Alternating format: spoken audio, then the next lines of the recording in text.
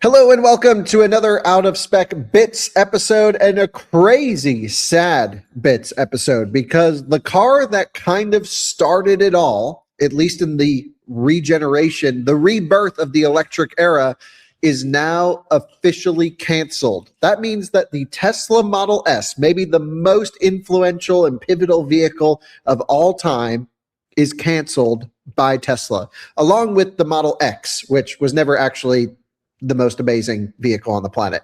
So, Jordan, initial impressions. What do you think? This is crazy, dude. I'm super heartbroken, and big Model S guy right here. Loved them since the beginning. That's what got me into Tesla. Probably a lot of other people as well. Driven many of them, only crashed one of them, so that's a pretty good ratio. And I'm wondering if there's anyone at Tesla who's been working on the project since 2010, 2009, I guess technically, and if they're just heartbroken, more heartbroken than anyone else because their baby, the project has been pulled. I mean, that'd be wild if someone has spent now, say, 17 years of their career working on this car. It's been around forever. It was criticized for having not that many updates. Everyone thought, oh, big Gen 2 or whatever is going to come, and it never did, and I guess never will. So I guess now we wait for the robot plaid. Yeah, so I guess, Andreas, can you give us the actual news story as to what's going on here? Because I'm going to pull up the tweet that we have. Do this, and this is from Sawyer Merritt during the Tesla earnings call today. He, of course, attended and joined and reported that Tesla is discontinuing Model S and Model X in Q2 2025. That's in the next few months.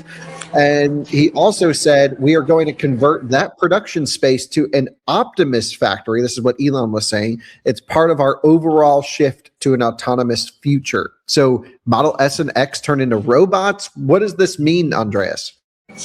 Yeah, that's a very good question.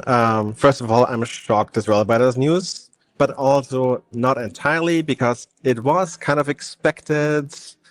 Not expected, but if you look at the sales numbers, it's been on the decline, right, for the past few quarters, S and X. So I'm not shocked, but I'm very sad because Model S is one of my favorite Teslas after the Model 3, I would say. And I was even considering getting one down the road, right? But literally. But seems like this is no longer not going to happen unless I buy a used one. What does news mean? Two Tesla models will be discontinued, which is just crazy to even say this out loud. And as you said, production line will be transitioned to an Optimus production line. And I was actually hoping they would come out with a different model. Maybe it's still their plan, right? Maybe they're converting parts of the production line for Optimus. And maybe there's something else in the works. I'm still hoping for an SUV. But still shocked. Not sure what it means for the future of the company. Probably autonomy, Model 3 and Y are going to be the kings. Crazy news. Yeah, I'm still a little bit of, out of words. I mean, I think we're all in shock. We all heard about this within the last 15 minutes, and we're like, we got to jump on a call and talk about this because this is crazy. It will require future videos, of course, and looking back. But the initial reaction, super sad. Both Alex and I own Tesla Model S vehicles. I've owned a handful of them. I know, Alex, you've probably had more than, I don't know, at least come through your shop. And it's crazy. So, Alex, I want to come back to you because I want to talk about what that means for used values and the repairability of Model S on the road for the long term. But Logan, you drove the Model X in the Eastern Edge. You just drove the newest P3 generation Palladium 3. And I'd love to hear your thoughts on the last Model X. We know that that is as good as it will ever get. Yeah, definitely. I've never been, the biggest supporter of Model S and X. And I say that from the perspective of somebody who's a very big Tesla guy. But my perspective on this overall is that being a Tesla fan or being a fan of any vehicle company, the flagship products are always ones that are desirable and are, carry the company forward in terms of technology. And so being a vehicle enthusiast means that you're, a lot of the times an enthusiast of the max performance vehicle or the max luxury vehicle. And for Tesla, the S and the X were those in a combination. And so I think my opinion on this overall is that it feels like a shift, not so much of the whole robot building thing in the production. I think that's just a production constraint. But my opinion is that this furthers the shift from vehicle building to autonomy building and building vehicles as a platform for autonomy. And 3 and Y are cheaper and in the last few years, arguably better. And so to that point, to finish it off, yeah, absolutely. After being in the Model X for 2,000 miles in the Eastern Edge, and I think Alex can talk on this as well. William, Alex, and I all thought, the MSRP of the vehicle was pretty obnoxious and non-competitive when you look at how hot that 3-row SUV segment is. And for the Model S, I think it's the same story. Yeah, I mean, I just did the review on that Model X saying, hey guys, you got to go back to the drawing board. This is not what a flagship SUV should be representative of, especially in the context of Lucid Gravity and Escalade IQ and Rivian R1S and so on and so forth. It just comes up short in almost every category except efficiency, which is not sexy to anyone, and no one buys a car based on efficiency. So other than that, it was just, man, it was interesting. Now, we've owned a few out of spec Model X's. My dad has had a couple of them, and he's a pretty big Model X guy, and I can never really figure out why, but Dave Connor loves himself a Model X. But Colton, you have spent time in the Model S and X, both my dad's and my S and customer cars. Dude, what the heck? Does this seem appropriate? What do you think? So, yeah, I'm pretty surprised by this news, I think, as everybody, but also not surprised when you start looking at the sales numbers, especially like Andreas mentioned as of late. I'm definitely more sad to see the Model S go than I am the Model X. I personally think the Model X just really needs and needed a whole redesign to be truly a proper family 3-row SUV. But man, it's super sad to see the Model S go, being that it is, Tesla's halo car essentially. And I think it's moved the industry forward by a lot. I don't think we would see things like the Lucid Sapphire, the Taycan Turbo GT. And I'm sad to see that that is now completely gone. But again, going back to sales figures, when you see it, I mean, in Q4, or let's just take 2025 of last year, they sold 50,850 other models, which is Cybertruck, S, and X combined, total throughout the year, when they sold 1.585 million 3 and Ys. That's a huge difference. That tells the story right there. Yes. So I guess the question about Cybertruck, it sounds like they skirted that question, but it could be refreshed with an autonomous version of a truck at some point. I think Tesla is really saying, you know what? We didn't put the effort needed. I mean, clearly they didn't put the effort needed into making a refreshed flagship product. And it's good. The Model S and X are always good. And they did really well in the Eastern Edge. And I own a 2022 Model S and it's good. But man, is it just not class leading. There's always another car that's just better. Alex, would you mind walking us through the Model S generations and just some of the history on the car for us? Yeah, so I mean, Model S, of course, came out in 2012 with the first generation and remained, for the most part, mostly unchanged until they came out with the dual motor versions in late 2014 with the P85D. And then from there, they had their refreshes over time with incremental improvements over time. The next really big improvement was, of course, they had the subsequent increases in battery size, but the Raven powertrain was really the big step up in the later part of 2019, where they went with the permanent magnet motor in the front. But that's kind of always been the thing with Model S and X, is they've always kind of lagged behind 3 and Y in terms of the technology. Like, they didn't have a permanent magnet motor, for 2 years past when Model 3 came out. So they didn't have one pedal driving or any of that. And that's just kind of been the theme kind of for the rest of the entire run. And then of course Palladium was a big step up too for that generation. But since then, they haven't really changed very much. They've done just a few really minor incremental improvements since 2021.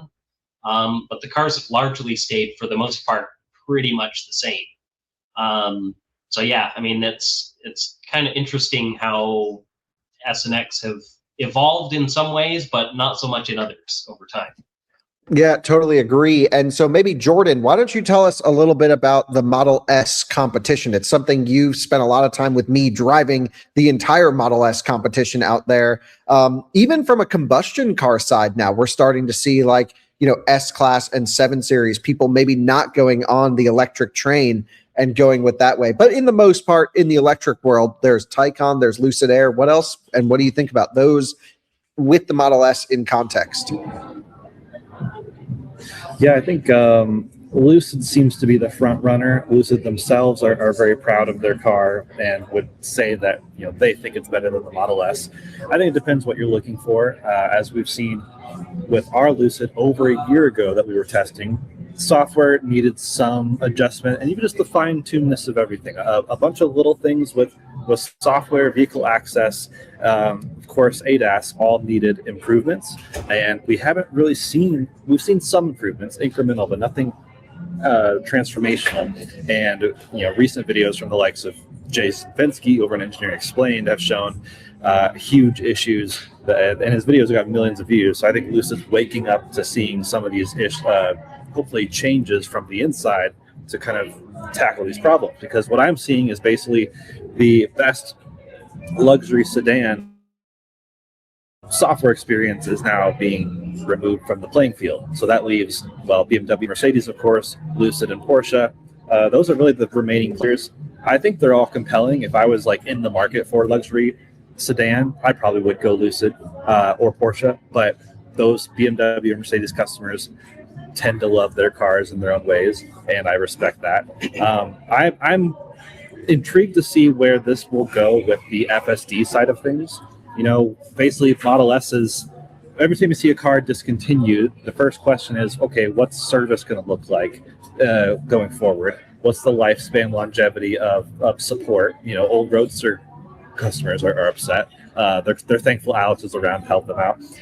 But what's the support going forward in the Model S? And also, the hardware that they've had now being discontinued with that hardware is where they're frozen at. So you won't probably see, even if new hardware 4.55 comes out, you're probably not going to see retrofits on Model S. I don't see Tesla putting time and money and effort into updating that, which would concern me as someone who just bought their Model S that came with full self-driving. Although they came with a package of supervised, and so perhaps Tesla will say, oh, well, when unsupervised comes out, you can't have it because your car came with supervised. Yeah, that's a really good point. I mean, the future support going forwards, Alex, what does it look like? If you were, let's say there's some customers out there that just love Model S. They want to get the last one. What does that look like? And then what does it look like for the existing cars on the road? So, I mean, I guess just going based on past vehicles, so Tesla has supported the legacy S and X pretty well from a parts perspective, at least. From an actual service perspective, in some ways, not so much. A lot of times, it seems like they really just don't want to deal with the cars. I actually get a lot of calls and stuff from customers that have, maybe an issue with a drive unit or a battery or something, and the service advisors basically just push them to just buy a new car and not fix it. So that's something I actually hear quite a bit. But when it comes to the parts supply side of things, they generally have supported things pretty well. But now that they're discontinuing the models completely, that could be a potential area of concern. But at least based on past experience, they have supported the stuff pretty well from that perspective. So hopefully, what happened with Roadster, though? Wasn't that a completely different story where they just walked away from the whole thing? Because that was the only other Tesla product that's been completely discontinued, right? Yeah, so Roadster, Tesla definitely kind of walked away from, and parts are really hard to get for them. Of course, the Roadster is a super, super low volume vehicle. I mean, they only built, probably a little under 2,000 of them in total. And, of course, the very last one were built now almost 15 years ago at this point. So it's been a long time. And since it was such a niche, low volume product, that's a little bit different. But they did kind of walk away. They've actually in some ways kind of increased support. They've actually made the service manuals and stuff available for Roadster in the past year or two. There's not really much for parts support for it. There might be some things. I don't delve a whole lot into Roadster stuff, but they're definitely not super well supported just because it's such a niche vehicle. So hopefully they don't go that way with Model S and X, but they did sell hundreds of thousands of them. So hopefully they'll be a bit more supported than the Roadster was. And the Model S and X, like especially the new ones, they should last a while. I mean, Alex, your car has how many miles on it now, and it's still kicking? So my Model S is, last I checked, 473,000 miles, I think. So I don't put nearly as many miles on it as the last guy, but it keeps racking them up, and I plan to keep it on the road as long as I can. Yeah, that's going to be super cool. And, the battery pack replacements are super easy on these cars. The knowledge is all out there. Drive units, at least in the newest generation, seem to be pretty reliable. So I think if you just love the Model S for some reason and want to have one forever, you might just want to get the last new one, seal it up, and then you've got yourself, a car to go forwards. But Colton, I want to ask you this. Should you go and upgrade a Model S? Like, for example, we have a 2022 Tesla Model S, which is kind of the newest generation. But we know there's never going to be another one after this. So should we upgrade? Should we just keep that one? What do you suggest people do? I mean, that's always based on, what your finances look like. I mean, as well, your depreciation on your current Model S is horrendous. Like, we're talking almost 6-figure depreciation here. So no, I don't think people should go run out and, ditch their current Model S. But I spent a little bit of time with the new refresh Model S. I thought there was a lot of great improvements. Again, I didn't think it was quite enough. It makes sense why they didn't go crazy on that, knowing the news now. But yeah, I still would say the last generation here of the Model S is the best Model S they've ever made, especially in plaid variant, 1,020 horsepower. The thing is an absolute monster. You've got the latest generation hardware. Again, is that going to be the one that allows you to have FSD unsupervised? I have no idea. I do also want to make a point. They did say a couple of minutes after in the earnings call that they will continue to support Model S and X. What that looks like, I don't know, but just wanted to give that point there. Thank you. Yeah. So, I mean, I guess that's kind of really it. It's just these things are going to go away. We're going to get reactions later on and do a deeper dive, but I appreciate all of you guys joining. I think let's just end with one final thought from each of you. Logan, hit us with your initial final thoughts on S and X. We keep talking about the S because that's the most important car here. It's almost like the X everyone forgot about completely, including Tesla. So Logan, hit us with all of your thoughts, and then we'll go to Andreas afterwards. Yeah, I think, all of us here can agree, it's not like we're in a position where we're like, oh my gosh, why did they cancel it? And so that's obvious. But I think, as an enthusiast, like I said, it's kind of a sad day for a lot of us because we're seeing the companies shift towards a different direction than they were originally in. And, kind of like this chapter of like building consumer vehicles that are pushing the limits of electrification. And, even originally pushing the limits of vehicles in general. I think that's really all I have. Yeah, from my end, I'm just sad. I love the Model S. It doesn't mean they're going to disappear from the roads, right? But I'm sad. As I said at the beginning, I was considering getting one. I was hoping for an upgrade, for a real upgrade, Model S at some point. That's not going to happen. I can understand it from Tesla's perspective. I don't have the exact sales numbers in front of me, but it definitely was like 10,000, 20,000 a quarter or something like that. Very low. So I understand it. I'm sad, but yeah, I guess you gotta keep your Model S now forever, Kyle. So don't sell it. Just like your Model 3 Performance, keep it. So yeah, these are my thoughts. Bummed, but understandable. Yeah. My Model S is for sale. If anyone wants to pay me 65 grand or more, it's got track pack. You can have it. Jordan, final thoughts. Yeah, broken heart. I don't know. It makes me want to go get like a 2012 Signature and just daily drive it because I want to rock a discontinued relic of the past alongside a Roadster. I want a Roadster more, but I think it's had a really good run, and I just want to see what happens. As number one FSD shill over here, I think I'd be curious to see how they handle FSD updates. Will they kind of be shadow banned from certain numbers, or how's that going to look? Obviously, they're still extremely capable, and it'll be funny to see in 2 or 3 years, once Model S has been discontinued for a while, is it still going to have better ADAS than the newest BMW or whatever that era? That's going to be hilarious to see if Lucid catches up by then. Maybe they're going to be excited to see the head runner and the luxury sedan space dropping off, so that they could jump in and try to beat them on ADAS. But then again, not everyone cares about ADAS, I guess. Alex, final thoughts on Model S going away? What are you thinking? I mean, I'm definitely kind of sad to see it go. Model S is a big part of kind of what's gotten me into this industry, particularly the early cars. But yeah, I'm kind of sad to see it go. I can kind of see where Tesla is coming from with it being discontinued, just because of low sales. But it's kind of a shame that their flagship car is going away, and I guess other players in the market are going to have to step in. Colton. Yeah, again, reiterating everybody's points, pretty sad. I think it's an interesting landscape where Tesla's at now. They started out with Model S and Model X, kind of playing with the big boys, the higher premium cars, and now they're moving down market, which is really interesting. I kind of think this is a sign of maybe some writing on the wall for Cybertruck as well. I think we can all agree that truck has not sold as well as they really anticipated it to, with their 2 million pre-orders. Man, it's going to be really interesting to see. I still think there's a lot Tesla can do in the market and come out with some seriously impressive products maybe in the future.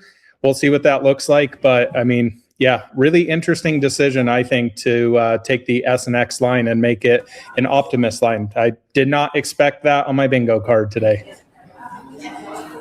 Small correction. I looked up the numbers. So deliveries were 11,642 in Q4 2025 for other models, which means Model S, X, and Cybertruck. So that means Model S is maybe 3,000, 4,000, 5,000 at max, which is crazy. And Model 3 and Y accounted for 97% of deliveries, right? So it kind of makes sense to cancel it, but sad. Yeah, very sad. And I'll just leave really quickly with my final thoughts, which is I've had electric car experience before Model S. There was some older stuff, Leaf, i3, but the Model S, specifically a P85D, I remember I was with my dad on a test drive out of the White Plains Mall in New York, and I remember launching it onto the highway. This is before I think even launch mode or ludicrous was enabled in the cars. And I just remember being thrown back in my seat going, holy crap, that car is crazy. And so many people had that experience and other eye-opening experiences because of the Model S. Most people had experiences with the Model X of doors not working, it getting super cold when you open them, lots of rattles, and that car, okay, not really great in my eyes. And I think most people would agree it was a cool thing with the doors, but yeah, there we go. But the Model S was truly a transformational vehicle, and I'm in the camp with Jordan where we've got to find a 2012 Sig Red over the original cream interior and get one of those in, because man, that is just going to be such a cool car to have long term. So hopefully thanks to you all for joining. Oh, Jordan, go ahead. Hopefully the video that I did on that car last summer will skyrocket in views now, because people are going to want to start watching historic documentary stuff on that kind of thing. And yeah, it's funny how I'm so upset about Model S. I keep forgetting Model X as part of this conversation too. Falcon door is cool. Maybe something else will have that in the future. Cybercab, kind of, I don't know, doesn't really count. But yeah, your final thoughts are great. Yeah, so there we go. That's the end of the show. Model S and X are canceled. Damn, never really thought. I thought Tesla was just going to keep it around for nostalgic sake, but clearly not. They're turning the Fremont factory apparently into a robot factory. So that's pretty wild. And yep. have a beer for the Model S and X. Thanks for watching another Out of Spec Bits episode. We'll see you in another one again soon. Bye-bye.